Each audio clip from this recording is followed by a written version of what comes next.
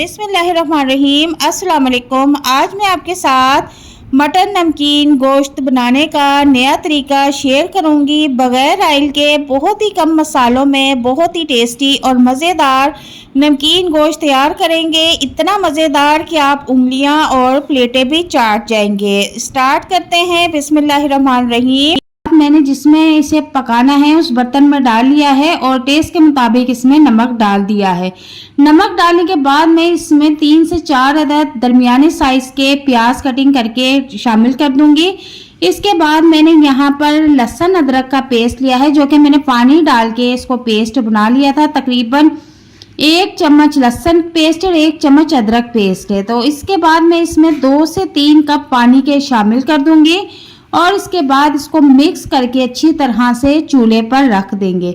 अब चूल्हे पर हम इसको फुल फ्लेम पे पकने के लिए छोड़ देंगे और ऊपर से कवर कर देंगे और थोड़ी थोड़ी देर के बाद इसको चेक करते रहेंगे कि इसकी क्या कंडीशन है। यहाँ पर मैंने इसको कवर कर दिया है। तकरीबन मैंने 15 मिनट के बाद कवर हटा के चेक किया है, तो अभी बीच में थोड़ा सा पानी है। इसको हम मज़ीद पकने के लिए छोड़ देंगे और मज़ीद 10 मिनट के बाद मैं अब इसका कवर हटा के देखूंगी। फ्लेम मैंने फुल कर दिया था ताकि जो इसका एक्स्ट्रा पानी है वो खुश्क हो जाए।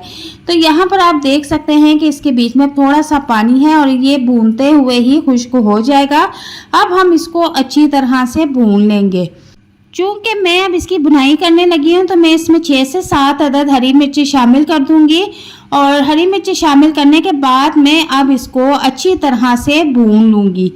तो घी इसमें हमने बिल्कुल भी नहीं डालना, ना घी शामिल करना है ना ही ऑयल शामिल करना है।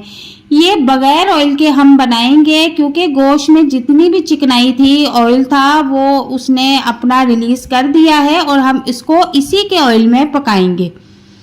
अगर इसमें से कुछ एक्स्ट्रा ऑयल निकल आता है तो आप उसको निकाल के सेव कर लें। जब आप घर में कबाब बनाएं या टिक्के बनाएं या फिर आप कोफ्ते बनाएं तो उसमें उसको शामिल कर लें।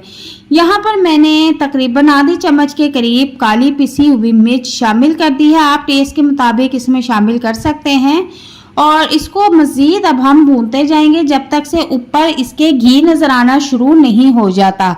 मैंने इसमें एक कतरा भी घी ऑयल का नहीं यूज़ किया। इसके अंदर जो आपको ऑयल या घी नज़र आ रहा है ये इसका खुद का अपना घी है और आप इस घी को वेस्ट ना करें और इसको निकाल के स्टोर करके रख लें। ये बहुत सी चीज़ों में काम आएगा और इसको शामिल करने से आपके खाने बहुत ही जूसी और टेस्टी बनके रेडी होंगे। तो यहाँ पर आप देख सकते हैं कि मुझे मटन फ्राई करते हुए तकरीबन 10 से 12 मिनट होने वाले हैं। हम इसको मज़ीद फ्राई करेंगे।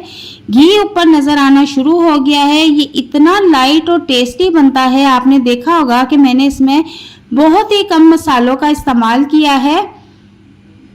सिर्फ 2 मसालों से मैंने मज़ेदार मटन नमकीन गोश्त रेडी कर लिया है और अब इसको हम कवर कर देंगे और रूम टेम्परेचर पर ठंडा होने के लिए मैंने रख दिया है। यहाँ पर आप इसकी कंसिस्टेंसी देख सकते हैं। हमारा मटन नमकीन गोश्त बनके रेडी है। आप मटन की जगह पे बीफ भी यूज़ कर सकते हैं। मैं आपको प्लेट में निकाल के दिखाती हूँ। इसकी खुशबू इतनी टेस्टी और मज़ेदार है कि पड़ोसी भी उठ के पूछने आ जाए कि आज आपने क्या बनाया है। इस रेसिपी को 70 से 80 साल के लोग भी बहुत ही आसानी के साथ खा सकते हैं। उनकी तबीयत में बिल्कुल भी भारीपन नहीं होगा, बिल्कुल लाइट फील करेंगे खुद को। ये इतना लाइट बनता है कि आप 2 के बजाय 4 रोटियां खा जाएंगे और खाते ही जाएंगे। ये इतना टेस्टी बनके रेडी होता है। तो आप इस रेसिपी को ज़रूर ट्राई कीजिएगा। मिलते हैं नेक्स्ट वीडियो में। अल्लाह हाफिज़।